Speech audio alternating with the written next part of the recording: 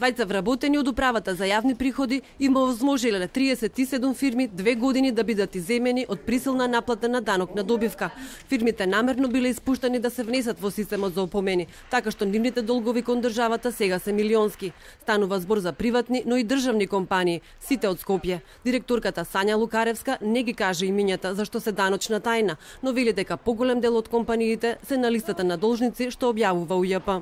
Во електронскиот систем на УЈП за данок на добивка била овозможена посебна програма за забрана за печатање на опомени за долгови по основ на данок на добивка, која овозможувала подолг период, односно околу 2 години, 2015 и 2016 година, даночните обврзници да бидат иземени од постапки за присилно наплатување на евидентирани милионски долгови.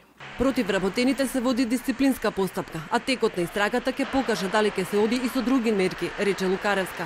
Според законот, вработените се соочуваат и со отказ од работа, но и кривично гонење. Мерки ќе бидат превземени и против компаниите кои биле ставени во привилегирани позиции.